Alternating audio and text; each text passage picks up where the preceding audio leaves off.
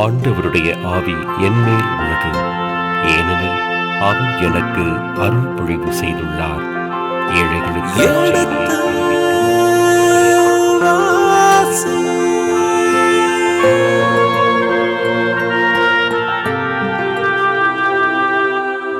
எடுத்து வாசி.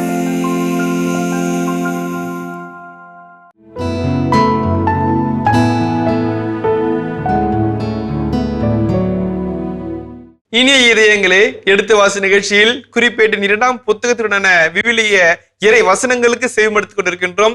கடந்த பகுதியின் தொடர்ச்சியை இன்று தொடங்குவோம். வாருங்கள், நிகழ்ச்சிகள் செல்வோம். உங்கள் சார்பாக தந்தைக்கு வணக்கம் சொல்லி நிகழ்ச்சியை தொடங்குவோம். வணக்கம் தந்தை அவர்களே. வணக்கம்.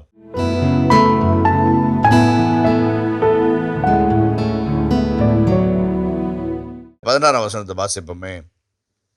இஸ்ரேல் மக்கள் அனைவரும் அரசர் தங்களது வேண்டுகோளுக்கு இணங்க மறுத்துவிட்டதை கண்டு, எங்களுக்கு தாவீதிடம் என்ன பங்கு? எங்கள் உரிமை சொத்து ஈசாயின் மகனிடம் இல்லை. இஸ்ரேலரே, உங்கள் கூடாரங்களுக்கு திரும்பி செல்லுங்கள். தாவீதே, உன் வீட்டை நீயே பார்த்துக்கொள் என்று கூறிக்கொண்டே தம் கூடாரங்களுக்கு திரும்பினர். ஆனால் யூதா நகர்களில் குடியிருந்த இஸ்ரேல் மக்கள் மீது ரெகொபெயாமே ஆட்சி செலுத்தினான். அதாவது யூதா நகர்களில் குடியிருந்த இஸ்ராயல் மக்கள் மீது ரெகொபெயாம் ஆட்சி செலுத்துறாரு.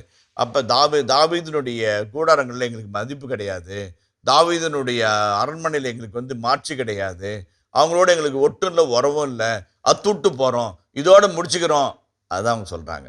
அதான் சொல்லிட்டு அவங்க அப்படியே வெளியே வராங்க. குறிப்பிட்ட ஆசிரியர் அது ரொம்ப நாசுக்காக, ரொம்ப மென்மையாக, ரொம்ப சாஃப்டாக சொல்கிறார். அதான் சொல்கிறாரு, இணங்க மறுத்து விட்டதை கண்டு எங்களுக்கு தாவீதிடம் என்ன பங்கு? தாவீதிடம் என்ன பங்குன்னு எப்படி சொல்ல முடியும்? தாவீதிடம் என்ன பங்கு என்றால், தாவீதின் வீட்டாரோடு எங்களுக்கு என்ன பங்கு இருக்கிறது? அவன் எங்கள் பழுவை என்ன பழுவா செய்தான் சொல்கிறாரு.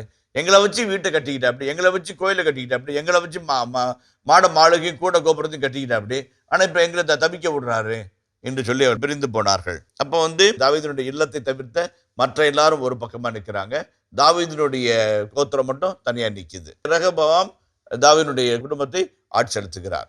சரிங்களா? அப்போ அடுத்தது வாங்களேன், 18 வாசிப்போமே. பின்பு அரசர் ரெகொபெயாம் கட்டாய வேலை திட்டத்தை முன்பு செயல்படுத்தியவனான அதோராமை இஸ்ரேல் மக்களிடம் அனுப்பி வைத்தான். அவர்களோ அவனை கல்லால் எறிந்து கொன்றார்கள். அதை கேட்ட அரசர் ரெகொபெயாம் விரைந்து தேரில் ஏறி எருசலேமுக்கு தப்பி ஓடி போனான். அன்று தாவீதின் குடும்பத்திற்கு எதிராக கிளர்ந்தெழுந்த இஸ்ரேலர் இன்று வரை அவ்வாறே இருக்கின்றனர். அதான் அந்த அதிகாரம் நிறைவு பெறுகிறது. ஒரு மிக சோகமான, ஒரு மனம் ஏற்றுக்கொள்ள மறுக்கின்ற, மனதை பாரமாக்குகிற ஒரு செய்தியா இருக்குது. என்னது? கட்டி காத்த ஒரு கவனினாலும் 2 கல்லினாலும் கோலியாத்தை தட்டி தூக்கி ஒரு சாம்ராஜ்யத்தை எழுப்பி அதை மாபெரும் சாம்ராஜ்யத்தை மாற்றி இஸ்ராயலின் பொற்காலமாய் உருவாக்கிய தாவீது, அதை தொடர்ந்து உலகம் முழுவதும் தழுவிய ஒரு மாபெரிய சாம்ராஜ்யமாக மாற்றிய சாலமோனுடைய கனவு தகர்ந்து தரைமட்டமாகிறது. இங்கே அதோராமை அனுப்புகிறாங்க. அதோராம் தான் வேலை வாங்குறான், டாஸ்க் மாஸ்டர். வேலை வாங்கும் மேற்பார்வையாளன். கொடுமையாக வேலை வாங்குவான், கடுமையாக வேலை வாங்குவான். சாலமோன் காலத்தில் வேலை செஞ்சால் அவனை போய் அனுப்புகிறாங்க. அவன் கல்லால் அடிச்சே கொண்டுட்டாங்க. கல்லால் அடித்து கொள்வது எதுக்குனாக்க ஒரு பப்ளிக் சின்னராக இருக்கும்போது, அல்லது விபச்சாரத்தில் பிடிபடும் போது, அல்லது தந்தை தாயினுடைய நேக்கட்னஸை பார்க்கும்போது மக்கள் எல்லாரும் ஒன்றா சேர்ந்து அவ்வளவு கோபத்தினால உன்னை கல்லால் எரிந்து கொண்டார்கள். கல்லால் எரிந்து கொண்டார்கள். அதை கேட்ட உடனே துண்டை காணும் துணியை காணும்னு சொல்லிட்டு ரெகொபெயாம் தப்பி ஓடி எருசலேமுக்கு ஓடி போயிட்டார். இப்படி கிளர்ந்தெழுந்த மக்கள் அன்றிலிருந்து இன்று வரை எதிர்த்தே நிற்கிறார்கள், கிளர்ந்தே நிற்கிறார்கள். அதுதான் அந்த செய்தி. அந்த செய்தியோடு அந்த அதிகாரம் நிறைவு பெறுகிறது. இந்த 10ஆம் அதிகாரம் நம் மனதிற்குள்ளாக பல கேள்விகளை எழுப்புகிறது. ஏன் இறைவா, ஏன் இப்படி இறைவா? நந்தவனத்தில் ஒரு ஆண்டி நாளொரு தினமாய் வேண்டி கொண்டு வந்தான் ஒரு தாண்டி அதை போட்டு உடை கூத்தாடி போட்டு உடை தாண்டி என்பது போல ஒரு அழகான பானையை ஆண்டவர் ஒரு அழகான களிமண் மூலமாய் வைத்து நிதமும் கண்ணும் கருத்துமாய் அதை செய்து இறுதியிலே ரெகொபெயாமிடம் கொடுத்து போட்டுடைக்க செய்தார். அதாவது ஏன் இறைவான்னு ஒரு கேள்வி வருகிறது. வரலாற்றின் திருப்பங்களும் வரலாற்றின் விளைவுகளும் நம்மால் எதிர்பார்க்க முடியாதவை. கடவுளுடைய கட்டளையும் கடவுளுடைய திட்டத்தையும் நாம் அறிந்தாலன்றி நாம் கடவுளுடைய திட்டத்திற்கு இணங்கி நடக்க முடியாது. பழுவான சுமையை உன் தந்தை சுமத்தினார், நீ எங்கள் மீது அந்த சுமையை சுமத்தாதே, எளிதாக்கும் என்றுதான் கேட்கிறார்கள். இயல்பான நியாயமான ஒரு கோரிக்கையை வைக்கிறார்கள். அந்த கட்டாய வேலை, கட்டாய வரிச்சுமை, 6 மாதம் வீட்டிலே வேலை, 6 மாதம் அரசாங்கத்திற்கு வேலை என்கின்ற பல்வேறு விதமான திட்டங்களை எல்லாம் நீக்கிவிட்டு எங்களை வாழ விடுங்கள், எங்களுக்கும் ஒரு வழிவகை வேண்டும் என்று அவர் கேட்டார்கள். ஆனால் ரெகொபோவாம் அதை ஏற்றுக்கொள்ளவில்லை. அதில் 2 செய்திகளை அந்த இடத்துல நம்ம பார்க்குறோம். ஒன்று பட்டறிவு இருக்கணும், இல்லாட்டி கேட்டறிவு இருக்கணும், இல்லைங்களா? நாம் பட்டு அனுபவித்து அதனால் ஒரு பாடம் கற்றுக்கிட்டோம், அது நம்ம அல்லது சொல் பேச்சு கேட்டு இப்படி தான் இருக்கணுமோ அப்படின்னு சொல்லி கேட்டு நம்ம வாழணும். ரெண்டுமே இல்லாமல் ஒரு சும்மா தன்னோடு சுற்றி திரிந்த இளைஞர்களிடம் போய் பாடம் கேட்டு அவனுக்கு பிடிக்கிறத கேட்டுட்டு, அதாவது சில சமயத்தில் கேட்டு அவன் தீர்ப்பு சொல்லி மக்களுடைய எதிர்ப்பை சம்பாதித்து கொண்டான். மக்களிடம் பிரிந்து போய் மக்களிடமும் தன்னையும் பிரித்து கொண்டான். அதான் சில சமயத்தில் we want to hear what we want to hear. We want to hear what we want to hear. நான் என்ன விரும்புகிறேனோ அதைத்தான் கேட்க ஆசைப்படுகிறேன். நீ என்கிட்ட சொல்லு பேசக்குள்ள அப்படி இல்லை ஃபாதர், கம்னரு, அடக்குவேன், அதிகாரத்தை செலுத்துவேன், என்னுடைய அடக்குமுறை நான் உண்மையில் திணிப்பேன், என் கருத்தை நீ ஏற்று நான் சொல்வதை போல நீ சொல்லும் வரைக்கும் உன்னை நான். அதுதான் பாசிசம் என்பது, அதுதான் ஹிட்லரிசம் என்று சொல்வது. இவன் பெரியவங்க சொன்னாங்கல்ல, பேச்சு கேட்ட உடனே ஆமாங்க ஐயா, நீங்கள் சொல்றதுல ஒரு நியாயம் இருக்குது, நீங்கள் சொல்றதுல ஒரு உண்மை இருக்குது, நான் அந்த மாதிரி செய்வேன், செய்திருக்க வேண்டும், செய்யவில்லை. பட்டறிவோ அல்லது கேட்டறிவோ எதுவுமே இல்லாமல் அவன் தான்றோடித்தனமாய் நடந்து கொண்டான். அதனால் விளைவு என்ன? உன் வீட்டை நீயே பார்த்துக்கொள், அவன் வீட்டோடு நீ எங்களுக்கு என்ன பங்கு என்று மக்கள் கொந்தளித்து போய் எழுகிறார்கள். அந்த மக்களிடம் அறிவில்லாமல் அதோராமை அனுப்பி அவர்களிடம் வேலை வாங்கும்படி அனுப்பி வைக்கிறான். அவனை அடித்தே கொள்கிறார்கள். எதுக்காக சொல்றேன்னா, இந்த ரெகொபோவாம் எந்த விதத்திலும் வரலாற்றிலிருந்து பாடங்களை கற்றுக்கொள்ளவே இல்லை. பெரியவர்களிடமிருந்தும் கற்றுக்கொள்ளவில்லை, இளையவர்களிடமிருந்தும் கற்றுக்கொள்ளவில்லை, தன்னை எதிர்த்த மக்களிடமிருந்தும் கற்றுக்கொள்ளவில்லை. அதோராமை எல்லாம் அனுப்பி வைத்து அவனை அடித்து கொன்றதை பார்த்தவுடன் துண்டகானம் துணிகானம் ஓடுறாரு. அப்படா என்ன அர்த்தம்? பாடமே பற்றுக்கொள்ள. நிறைய சமயத்தில் இளைஞர்களுடைய வாழ்க்கையில கூட இன்றைக்கு இருக்கிற நிறைய இளைஞர்களுடைய வாழ்க்கையில கூட ஒன்று சொன்ன பேச்சு கேட்கணும், அல்லது பட்டு அனுபவிச்சு திருந்தி வாழணும். இல்லை, ரெண்டுமே இல்லாமல் நைட்டு மணி 3:15 சாமி, நைட்டு 3:15 ஒரு 6 பேர் ஒரு பைக்கில் உக்காந்துக்கிட்டு, முன்னாடி ஒருத்தன் பம்பரில் ஒருத்தன் அவனு உட்காந்துக்கிட்டு டீ குடிக்க போகிறாங்க. நானும் வெளியூருக்கு போயிட்டு பைக் எடுத்து பிஷப் ஹவுஸ்க்கு வந்துக்கிட்டு இருக்கிறேன். சர்ன்னு போகிறாங்க. நான் எங்கேருந்துடா அந்த நரி போகுதுன்னு சொல்லி பார்த்தோம்னாக்க எல்லாம் உட்காந்துட்டு ஓன்னு கத்திக்கிட்டு 3 மணிக்கு எங்கே போகிறோம்? நம்ம எங்கே போகிறோம்? விடிய காலத்துல 3 மணிக்கு டீ கடைக்கு போய்கிட்டு சத்தம் போட்டுக்கிட்டு, அதாவது சொல்லறிவு அல்லது கேட்டறிவு ஏதாவது ஒன்றுக்குள்ளாக நாம் உள்ள வரவில்லை என்று சொன்னால் வாழ்க்கை வீணாகி போய்விடும்.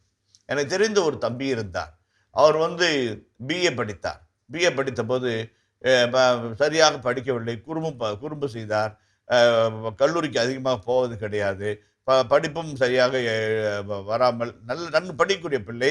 ஆனால் நண்பர்களுடைய சேர்க்கை சரியில்லாமல் தடுமாறி கொண்டிருந்தார். அப்புறம் நான் அவர் கவுன்சிலிங்க்கு வந்தாங்க.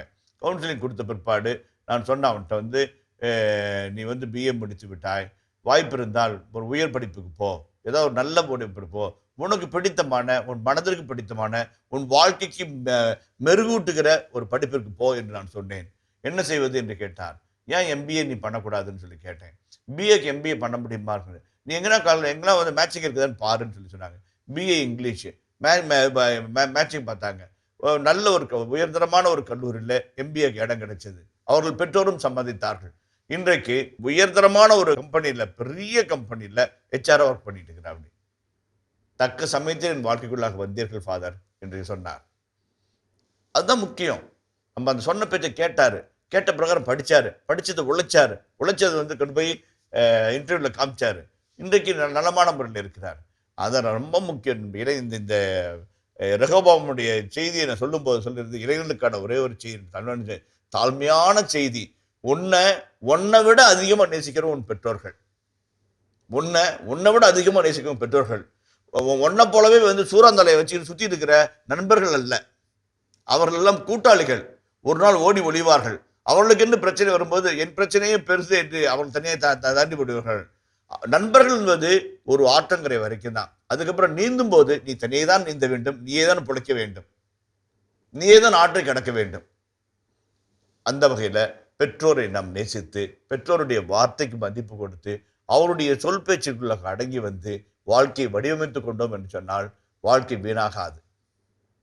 அதான் என்னுடைய தாழ்மையான வேண்டுகோள். நான் யாரையும் திட்டல, யாரையும் கோபப்படுத்தல, யாரையும் வந்து எரிச்சல் மூட்டல. ஆனா வந்து இதுதான் உண்மை, இதுதான் இயற்கை. பெண்களுக்கும் அதுதான். அப்பாவின் பேச்சு, அம்மாவின் பேச்சு முன்னே கசக்கும் பின்னே இனிக்கும் நெல்லிக்காயை போல. முன்னே கசக்கும். இவ்வளோ கண்ட்ரோலா? ஒரு போன் வரக்கூடாதா? போன் அடிச்சா யாரு எவரு ஏன் பத்தறீங்க, நீ என்ன போலீஸா? இப்படிலாம் நம்ம நினைப்போம். ஆனா அவர்கள் மட்டும் அரணாக இல்லாவிட்டால் அடிக்கின்ற சூறை காட்டிலே நாம் காணாமல் போய்விடுவோம். வெள்ளாடுகளைப் போல போற்றிக் கொண்டு வருகின்ற நரிகளை நம்மால் கண்டுபிடிக்க முடியாது. அதான் இந்த முதல் பாடமாக சொல்கிறேன். இரண்டாவது பாடமாக பார்க்கிறது வந்து டிவிசிவ் இஸ் சட்டானிக். 12 கோத்திரங்கள், ஒரு ராஜா, ஒரு அரசு, ஒற்றை வரி, ஒரு ஆலயம், அது அப்படியே உடைந்து போகிறது, சுக்கு நூறாய் உடைகிறது. 11 கோத்திரங்கள் பிரிந்து இந்த பக்கம் நிற்கிறது, ஒற்றை கோத்திரம் தனித்து நிற்கிறது.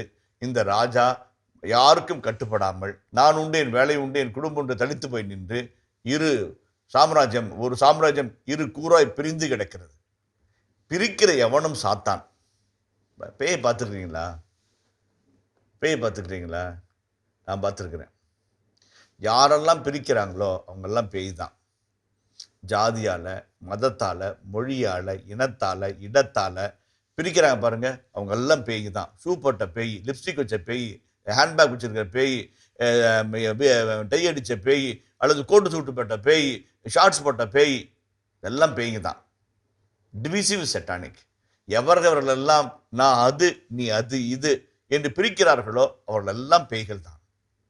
இந்த ரெகோபோவாம் பிரிக்காமல் இருந்தால் இந்த இஸ்ரவேலுடைய சரித்திரமே திருப்பி போட்டப்பட்டதா இருக்கும். இன்னும் ஒரு எத்தனோ மகா புருஷர்கள் தாவீதை போல, எத்தனோ மகா புருஷர்கள் சாலமோனை போல வந்து அந்த நாட்டை ஆண்டிருப்பார்கள். சரித்திரம் மாறி போயிருக்கும். ஆனால் பிரித்து போட்டான்.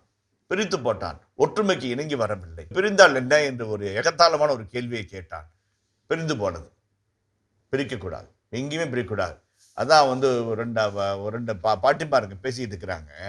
வந்து உனக்கு என்ன 3 மருமவன் சொகுசா இருக்கிற அப்படின்னுச்சு. என்னங்கிற அப்படின்னுச்சு.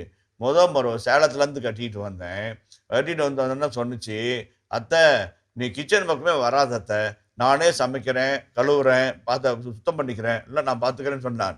இந்த பாட்டு சொல்லுது, இப்படி இல்லை இருக்கிற மருமவன் அந்த பாட்டு சொல்லுது. இன்னொரு பாட்டு சொல்லுது, கம்முனரு நான் சொல்றது கேளு இன்னும் அப்படின்னு. சரி அப்படின்னு. 2வது மருமகன் திருச்சியிலேருந்து கட்டிட்டு வந்தேன்னு. அவன் என்ன சொன்னான், அவன் ஒன்றும் சொல்லலை, அத்தை இந்த ஹால் பக்கமே வராத அத்தை, நான் கூட்டுறேன், துடைக்கிறேன், இது பண்ணுறேன், எல்லாம் நான் பார்த்துக்கிறேன், நீ கவலையே படாத அத்தை அப்படின்னு சொன்னான். அவன் வெரி குட்னு. சென்னையிலேருந்து 3வது மருமகளை கட்டிட்டு வந்தேன்னு. அவன் என்ன சொன்னான், அத்தை வீட்டு பக்கமே வராதிங்கன்னு சொல்லிட்டான். இப்போ நான் முதியோர் இல்லத்தை தேடிட்டு இருக்கிறேன் அப்படின்னா, அப்படின்னு சொல்லி அந்த பாட்டியம்மா சொல்லிட்டு இருக்குது. இந்த பாட்டியம்மா கிட்ட எதுக்காக சொல்றேன்னாக்க, நம்ம வந்து டிவிசிவ் சட்டானிக். முதியோர்களை பாரமா பார்க்கிறோம், முதியோர்களை வேண்டாதவர்களா பார்க்கிறோம், முதியோர்களை வந்து யூஸ் இல்லாதவர்களா பார்க்கிறோம். அந்த அந்த முதியோர்களுக்குள்ளாக இருக்கிற ஞானம், அனுபவம், அவர்களுக்குள்ளாக இருக்கிற பொறுமை, அவர்களுக்குள்ளாக இருக்கிற சித்தம், இதெல்லாம் இருக்கும். ஒரு கவிதை ஒன்று படித்தேன், காசி ஆனந்தன் நினைக்கிறேன், சரியா தெரியல. உன் வயதான தந்தை வாயிலிருந்து சல்லு ஒழுக்கும் போதோ அல்லது சோற்றை பாதியிலே துப்பும் போதோ நீ கவலைப்படாத, நீ எத்தனை முறை வாந்தி எடுத்த போது அவர் கையிலே அள்ளி பிடித்து கழுவி வழிநடத்தினார் அப்படின்னு சொல்லி அந்த கவிதை தொடர்ந்து போயிட்டே இருக்கும். அப்படி இந்த கவிதை முடியும் போது நம்முடைய கண்ணில் அப்படி தண்ணி கலங்குச்சு. இன்னைக்கு நம்ம அப்பா அம்மாவை பாரமா இருக்கிறோம். எனக்கு ஒரு அம்மா ஃபோன் பண்ணிட்டு ஃபாதர் ஸ்டான்லிங்களா அப்படின்னுச்சு. ஆமாம்மான்னு. என்ன வெப்சைட்டில் உங்கள் நம்பரை பார்த்தேன், உங்கள் முதியோர் இல்லத்தில் எங்கள் அம்மாவை சேர்த்துணும் அப்படின்னு சொன்னேன். அம்மா உங்களுக்கு குழந்தை இருக்கிறாங்களாம்மா அப்படின்னு சொல்லி கேட்டேன். உங்களுக்கு குழந்தை இருக்கிறாங்கன்னு. இருக்கிறாங்க ஃபாதர், 2 குழந்தைங்க இருக்கிறாங்க ஃபாதர்னு. அவங்கள ஃபோன் பண்ண சொல்லி உன்னை முதல்ல முதியோர் இல்லத்தில் சேர்த்து சொல்லு, அப்புறம் உங்கள் அம்மாவை சேர்த்து சொல்லு அப்படின்னு சொல்லி சொன்னேன். சொந்த தாயை பாரமாக வைத்து முதியோர் இடத்துல வைத்து காசு கொடுத்தா பார்த்துக்கலாம்னு நினைக்கிறாங்க பாருங்க. அதெல்லாம் எவ்வளோ நன்றி கெட்டத்தனம். ரத்தத்தை அமுதாய் மாற்றி பாலாய் கொடுத்து இன்னொரு ஜீவனை இறைவனுக்கு இணையாக பெற்றெடுத்த பெற்றோரை நான் மதிக்கவில்லைன்னா அப்புறம் எங்க சாமி கும்பிட்டு என்ன பிரயோஜனம்? எந்த பூஜைக்கு போய் என்ன பிரயோஜனம்? எந்த நன்மை வாங்கி என்ன பிரயோஜனம்? அதே போலதான் மாமனார் மாமியாரையும். அதான் இது இந்த சாதாரண ஒரு பாடங்கள், வாழ்க்கையின் பாடங்கள், வாழ்க்கையின் ஏதிகள், இவைகள் எல்லாம் இவர்கள் நம்ம மறந்து விடவே கூடாது. பிரிக்கவே கூடாது. எதையும் பிரிக்கவே கூடாது. இணைத்து வைக்க பார்க்க வேண்டும், சேர்த்து வைத்து பார்க்க வேண்டும். யாரெல்லாம் பிரிவை பற்றி பேசுகிறார்களோ அவர்களெல்லாம் சாத்தானின் பிரதிநிதிகள் என்பதை நாம் மறந்துவிடக்கூடாது. ரெகோபோவாம் அப்படிப்பட்ட ஒரு நிலையை செயல்பட்டதனால் அந்த சாம்ராஜ்யம் சிதறுண்டு போனது. 722 வரைக்கும் அது தனித்து நின்றது. அதற்கு மேல் நிற்க முடியாமல் ஒடிந்து போனது. இன்னொரு சமூகம் 587 வரைக்கும் நின்றது. அதற்கு மேல் அதுவும் நிற்க முடியாமல் ஒடிந்து போனது. ஒட்டுமொத்த இஸ்ராயலும் சரிந்து போய் சமாதியாய் ஆகி போனது. ஆனால் பீனிக்ஸ் பறவையை போல, சாம்பலிலிருந்து புறப்பட்டு வருகின்ற அந்த பீனிக்ஸ் பறவை போல இஸ்ராயல் மீண்டும் வந்தது. அதை பற்றிய செய்தித்தான் தொடர்ந்து வருகிற பகுதியில் நம்ம பார்ப்போம். நன்றி தந்தை அவர்களே. 9ஆம் அதிகாரம் முடிக்கிறப்போ இனிமே அவங்க இல்லையே அங்கிற ஒரு ஏக்கம் இருந்துச்சு. அதுக்கடுத்து இந்த கிளர்ச்சிகள்லாம் பார்க்குறப்போ அவங்க இல்லாமல் இருந்தது நல்லதுப்பா அவங்கிற ஒரு எண்ணமும் தோணுச்சு. இந்த அரசு பாழ்பட்டது, பிளவுபட்டது, அழிந்தது, ஆனாலும் மீண்டும் வரும் என்கின்ற ஒரு நம்பிக்கையை இந்த இறை வாக்கு நமக்கு சொல்லுகின்றது. அந்த வாக்கு என்னவாக இருந்தது? வந்தது யார்? கட்டி எழுப்பது யார்? எவ்வாறு? எப்படி? மேலும் அந்த மாட்சிமை இருந்ததா என பல கேள்விகள் உள்ளுக்குள் எழுகின்றன. விடைகளுக்காக காத்திருக்கின்றோம். நன்றி தந்தை அவர்களே. இனி இதயங்களை இதுவரை நாம் குறிப்பேட்டின் 2ஆம் புத்தகத்தின் 10ஆம் அதிகாரத்துடன் விவிலிய விளக்கங்களுக்கு செவிமடுத்திருக்கின்றோம். இனி இந்த அதிகாரத்தின் இறை வசனங்களுக்கு செவிமடுப்போம். குறிப்பேடு 2ஆம் நூல், அதிகாரம் 10. இஸ்ரவேலர் எல்லாரும் ரெகபெயாமை அரசனாக்க செக்கேமில் கூடினர். அதனால் ரெகபெயாமும் அங்கே சென்றான். அரசர் சாலமோனுக்கு அஞ்சி எகிப்துக்கு ஓடிச் சென்றிருந்த நெபாட்டின் மகன் யெரொபெயாம் இதனை கேட்டு எகிப்திலிருந்து திரும்பி வந்தான். அவர்கள் ஆள் அனுப்பி அவனை அழைத்து வந்தனர். யெரொபெயாம் இஸ்ரவேலர் அனைவரோடும் ரெகபெயாமிடம் வந்து, உம் தந்தை பழுவான நுகத்தை எங்கள் மேல் சுமத்தினார். இப்பொழுது நீர் உம் தந்தை சுமத்தின கடினமான வேலையையும் பழுவான நுகத்தையும் எளிதாக்கும். நாங்கள் உமக்கு பணிந்திருப்போம் என்றான். அதற்கு ரெகபெயாம், இன்னும் 3 நாள் கழித்து என்னிடம் திரும்பி வாருங்கள் என்று பதிலளிக்க மக்கள் கலைந்து சென்றனர். பின்பு தன் தந்தை சாலமோன் உயிரோடு இருக்கையில் அவரிடம் பணிபுரிந்த பெரியோர்களை நோக்கி ரெகபெயாம், இம்மக்களுக்கு நான் பதிலளிப்பது குறித்து என்ன அறிவுரை தருகிறீர்கள் என்று கேட்டான். அவர்கள் அவரிடம், நீர் இம்மக்களுக்கு அன்பு காட்டி அவர்கள் மனம் குளிருமாறு இன்சொல் பேசினால் அவர்கள் உமக்கு எந்நாளும் பணியாளராயிருப்பர் என்றனர். ஆனால் பெரியோரின் அறிவுரையை புறக்கணித்துவிட்டு அவன் தன்னோடு வளர்ந்து தனக்கு பணி செய்த இளைஞர்களுடன் கலந்துரையாடினான். அவன் அவர்களிடம், உம் தந்தை எங்கள் மேல் சுமத்தின நுகத்தை எளிதாக்கும் என்று கேட்கும் இம்மக்களுக்கு நான் பதிலளிப்பது குறித்து என்ன அறிவுரை தருகிறீர்கள் என்று கேட்டான். அவனுடன் வளர்ந்த இளைஞர்கள் அவனிடம், உம் தந்தை எங்கள் மேல் பழுவான நுகத்தை சுமத்தினார், நீர் அதனை எளிதாக்கும் என்று உம்மிடம் கேட்ட மக்களுக்கு இந்த பதில் கொடும் என் சுண்டு விரல் என் தந்தையின் இடுப்பை விட பெரியது. என் தந்தை பழுவான நுகத்தை உங்கள் மேல் சுமத்தினார், நானோ அதை இன்னும் பழுவாக்குவேன். என் தந்தை உங்களை சாட்டைகளால் அடித்தார், நானோ உங்களை முட்சாட்டைகளால் அடிப்பேன் என்று பதிலளிக்கவும் என்று கூறினர். 3ஆம் நாள் மீண்டும் என்னிடம் வாருங்கள் என்று அரசன் கட்டளையிட்டபடி 3ஆம் நாள் யெரொபெயாமும் எல்லா மக்களும் ரெகபெயாமிடம் வந்தனர். அரசன் ரெகபெயாம் பெரியோரின் அறிவுரையை புறக்கணித்துவிட்டு வன் சொல்லால் அவர்களுக்கு பதிலளித்தான். இளைஞரின் அறிவுரைக்கு ஏற்ப அவன் அவர்களிடம், என் தந்தை பழுவான நுகத்தை உங்கள் மேல் சுமத்தினார், நானோ அதை இன்னும் பழுவாக்குவேன். என் தந்தை உங்களை சாட்டைகளால் அடித்தார், நானோ உங்களை முட்சாட்டைகளால் அடிப்பேன் என்று கூறினான். இவ்வாறு அரசன் மக்களுக்கு செவி கொடுக்கவே இல்லை. ஏனெனில் சீலோவியரான அகியா மூலம் நெபாற்றின் மகன் யெரொபெயாமிடம் ஆண்டவர் கூறிய வார்த்தைகள் நிறைவேற இவை யாவும் கடவுளால் நிகழ்ந்தன. இஸ்ரேல் மக்கள் அனைவரும் அரசன் தங்களது வேண்டுகோளுக்கு இணங்க மறுத்துவிட்டதை கண்டு, எங்களுக்கு தாவீதிடம் என்ன பங்கு? எங்கள் உரிமை சொத்து ஈசாயின் மகனிடம் இல்லை. இஸ்ரேலரே, உங்கள் கூடாரங்களுக்கே திரும்பிச் செல்லுங்கள். தாவீதே, உன் வீட்டை நீயே பார்த்துக்கொள் என்று கூறிக்கொண்டே தம் கூடாரங்களுக்கு திரும்பினர். ஆனால் யூதா நகர்களில் குடியிருந்த இஸ்ரேல் மக்கள் மீது ரெகபெயாமே ஆட்சி செலுத்தினான். பின்பு அரசன் ரெகபெயாம் கட்டாய வேலை திட்டத்தை முன்பு செயல்படுத்தியவனான அதோராமை இஸ்ரேல் மக்களிடம் அனுப்பி வைத்தான். அவர்களோ அவனை கல்லால் எறிந்து கொன்றனர். அதை கேட்ட அரசன் ரெகபெயாம் விரைந்து தேரில் ஏறி எருசலேமுக்கு தப்பியோடி போனான். தாவீதின் குடும்பத்திற்கு எதிராக அன்று கிளர்ந்தெழுந்த இஸ்ரேலர் இன்று வரை அவ்வாறே இருக்கின்றனர். இனிய இதயங்களே, இதுவரை நாம் எடுத்து வாசி நிகழ்ச்சியில் குறிப்பிட்ட 2ஆம் புத்தகத்தினுடான விவிலிய இறை வசனங்களுக்கு செவிமடுத்துக் கொண்டிருக்கின்றோம். இதன் தொடர்ச்சியை மீண்டும் அடுத்த பகுதியில் தொடர்வோம். அதுவரை இணைந்திருங்கள். இயேசுவுக்கே புகழ், இயேசுவுக்கே நன்றி, மரியே வாழ்க.